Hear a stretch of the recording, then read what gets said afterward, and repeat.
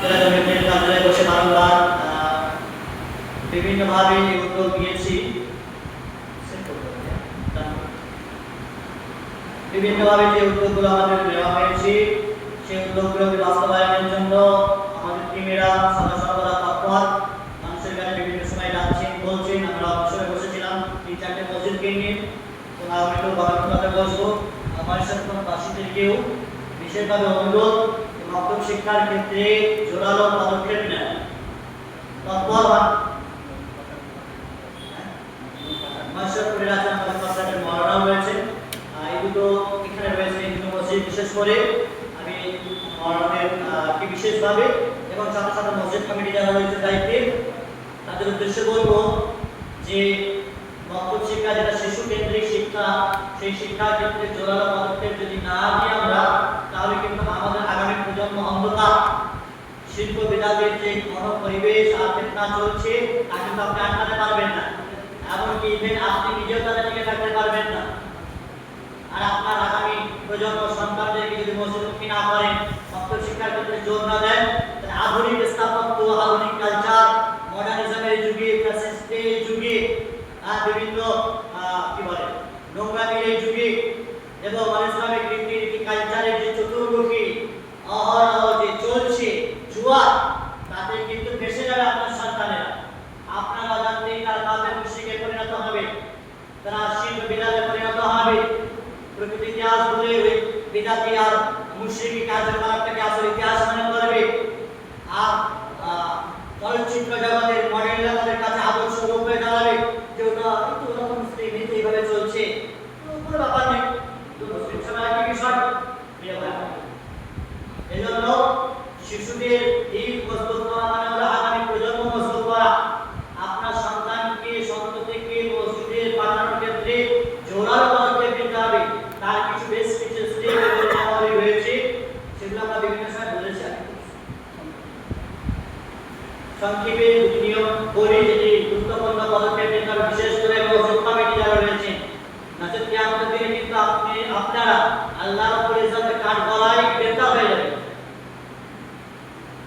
ছাঁচক থেকে মসজিদ বানায় আমরা টাইলস মার্বেল আর কিছু অনেক টাকা খরচ করি, কিন্তু মসজিদের আসল যে হক, শিশুদেরকে মানুষ করা, নিজেদের কিছু আমল ইবাদতের বিষয়গুলো শিক্ষা এবং শেখানোর বিষয় যদি মসজিদে পালন হয়, তাহলে জানবেন কিন্তু মসজিদ বিরাট। শুধু নামাজ পড়ছেন কিন্তু নামাজের অস্তিত্ব টিকবে না। আমরা যদি আপনি নামাজে মাসলা মাসাইল না জানেন, তাওহীদ না জানেন, শিরক না জানেন, ইবাদত কিভাবে করতে হয় তা না জানেন, কোরআন তেলাওয়াত না শিখে, তাহলে কিন্তু আপনি মসজিদকে টিকে রাখতে পারবেন না। কত সময় মসজিদ এভাবে করে রেখেছে, কিন্তু সেই মসজিদের প্রকৃত হক আর না পারার জন্য সেই মসজিদ হয়তো ভেঙে গেছে, ধ্বংস হয়ে গেছে। মসজিদে যে আসল হক শিক্ষা শেখান, মসজিদ মুসলিম জাতির একটি পার্লামেন্ট মুসলিম জাতি, এই পার্লামেন্ট শুধুমাত্র 5 ওয়াক্ত নামাজই পড়বো, হাজরা করে চলে যাবো, আর কিছু শিখবে এমনটি হতে পারে না। মসজিদ কমিটি যারা আছে, একটা বড় থাকে 7-8 জনের কি 10 জনের, কমসে কম সেই 10 জনের মধ্যে সবাইকে উদ্যোগ না নিল, একটা মানুষের অংশের সাথে সাথবেন। কেউ হয়তো বিল্ডিং পারপাসে নিযুক্ত আছেন, কেউ অর্থ কালেকশন করেন, একটা মানুষ কি এই মাধ্যমিক শিক্ষার ক্ষেত্রে জোর দিতে পারবে না? ইমাম সাহেবের সাথে থেকে আমি আমাদের গ্রামে যতগুলো ছেলে আছে তাদের একটা হোয়াটসঅ্যাপ গ্রুপ করবো, ছেলেদের গার্জেনদের একটা গ্রুপ করবো, মা ও বাবা তাদের গার্জেনদের একটা গ্রুপ করলাম। উদাহরণস্বরূপ যদি 10টা ছেলে থেকে 5 করে হইব, ওটা আসে না আছে, খুবই কম আছে, 4-5 জন আছে। 4-5 জন ছেলে কতগুলো আছে মোটামুটি আন্দাজ? আগে প্রায় 20 জন মতো এসেছিল। 20 জন। ও ভাইরা ছেলে কতজন আছে? মানে এই টাইপের ছেলে 7-8-10 বছরের ছেলে নিশ্চয়ই 30 জন তো হবে নাকি? আচ্ছা বলে কতগুলো ছেলে আছে ছেলে মেয়ে মিলিয়ে 30 জন হবে। 30 জন হবে। ছেলে মেয়ে যদি 30 জন হয়, আমি বিশেষ করে গার্জেন যারা আছে অভিভাবক থেকে বেশিরভাগ মেয়ে, আইকে মাত্র কতজন শরীর জানি না, মসজিদ কমিটিকে উদ্যোগটা নিতে হবে। আপনি যদি বলেন গার্জেন না সবাই হবে না, আপনি যখন মসজিদ কমিটি আছেন, দায়িত্ব নিয়েছেন, তখন আপনি উদ্যোগটা নিলেই তো হবে। আপনি উদ্যোগটা নেন, যারা যে সমস্ত সন্তান আছে তাদের একটা লিস্ট করতে হবে, তাদের গার্জেনদের একটা নাম, আর তাদের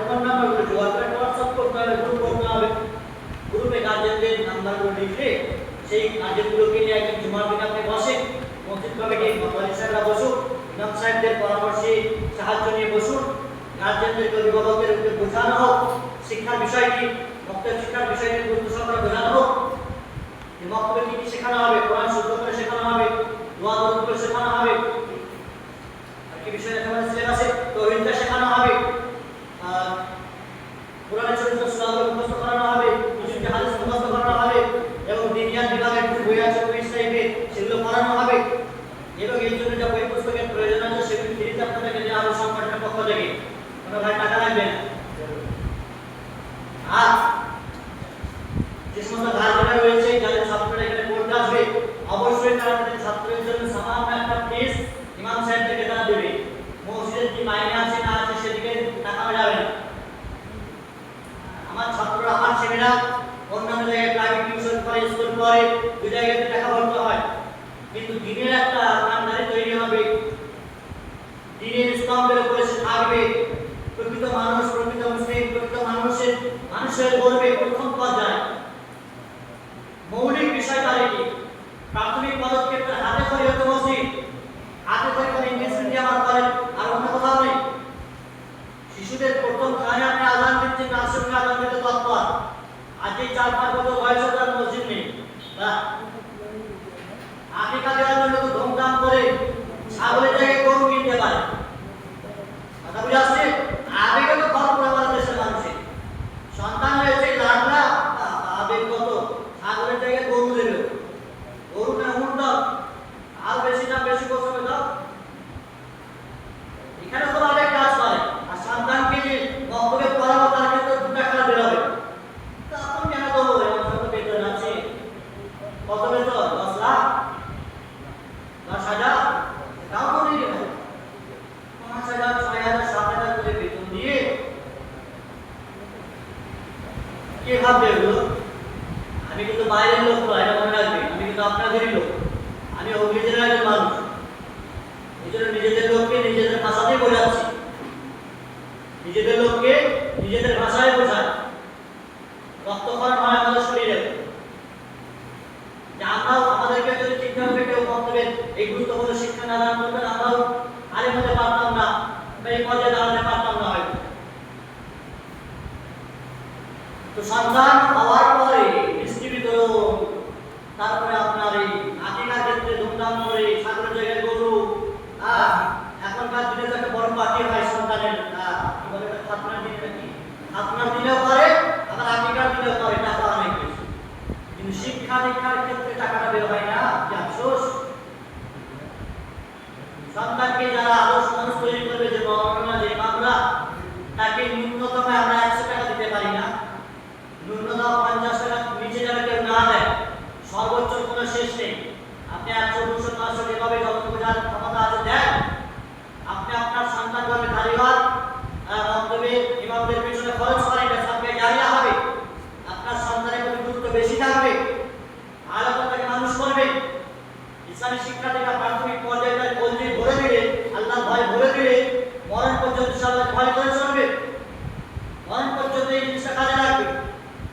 আপনি তখন বুঝতে পারছেন না, ছেলে যখন বড় হয়ে যাবে, পূর্ণ বয়স হয়ে যাবে, বিবাহ শাদী হবে, তারপর বুঝবেন খেলা কি।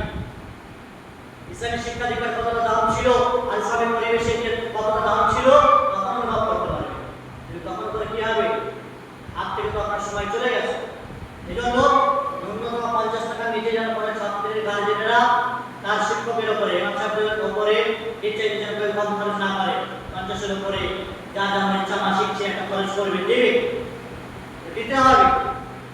ছাত্রের গার্জেনরা তৎপর হবে, আপনার ছেলের শিক্ষা হবে, ফ্রি প্রপার্টিতে শিক্ষা হবে না, ফ্রি থাকে সেগুলো গুরুত্ব থাকে না, শিক্ষকদের গুরুত্ব থাকে না, গার্জেনদের গুরুত্ব থাকে না, টাকা লাগে, টাকা যখন দেবে না গেলে তার কষ্ট হবে, মায়েদের কষ্ট হবে, বাপেদের কষ্ট হবে, টাকা ব্যয় করছি। আপনি খোঁজ খবর নেবেন ছেলেদের সন্তানদের, শিক্ষা করো, একটু গুরুত্ব থাকবে, না টাকা দিচ্ছি, অর্থ দিচ্ছি, যাই দিচ্ছি, না হারা মজা অভিনয় করতে হবে।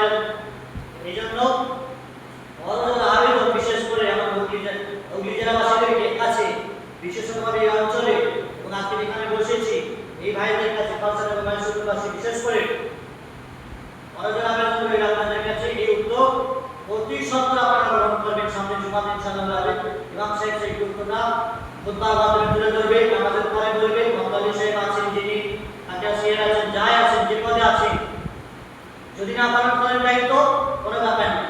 কিয়ামতের কাঠ করে আল্লাহর কাছে জবাব তিনি তা করে যদি আপনি পালতে পারেন তো ভালো, নচেত সেদিন এই কথাগুলি মনে পড়ে।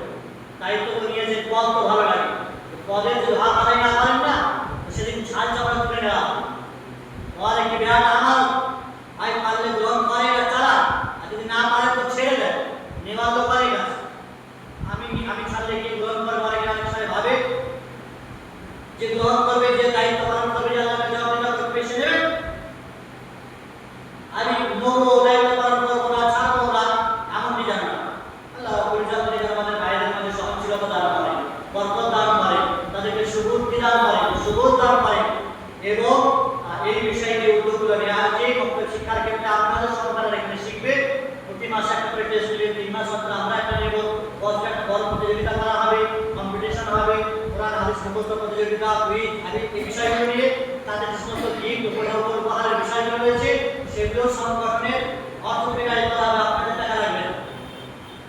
তাহলে কি এত কিছু ফেসিলিটি রয়েছে, বইপত্র, বই পুস্তক দেওয়া হবে, উপঢৌকনের বিষয় ব্যবস্থা করা হয়েছে, শুধুমাত্র আপনি আপনার সন্তানকে পাঠাবেন আর ইমাম সাহেবের পেছনে এটা একটা এক্সট্রা আপনাকে খরচ করতে হবে 50-100 টাকা করে প্রতি মাসে। এত তো আপনি করেন, আল্লাহ বলেছে বরকত দান করবেন, নেবে সন্তানদের ক্ষেত্রে খরচ করা হবে। ইসলাম বলেছে ইনফিক ওয়ালা আহলি, মানুষ তার পরিবারের পেছনে যে খরচ করে সেটাও সব পেয়ে যাবে। তবে উদ্দেশ্যটা রাখতে হবে, উদ্দেশ্য আকীদাটা এইভাবে রাখতে হবে যে আমি খরচ করছি আমার সন্তানের উপর, বিবির উপরে, তারা এগুলো খেয়ে দিয়ে এইভাবে চলাফেরা করে তারা দিন শিখবে, দিন পালন করবে। এই উদ্দেশ্য রাখলে আপনার সরকার জানি হবে স্ত্রীর উপর খরচ করা, সন্তানের উপর খরচ করা। আল্লাহ যেন আমাদের উদ্যোগকে গ্রহণ করেন এবং এগুলি ভারতপূর্ণ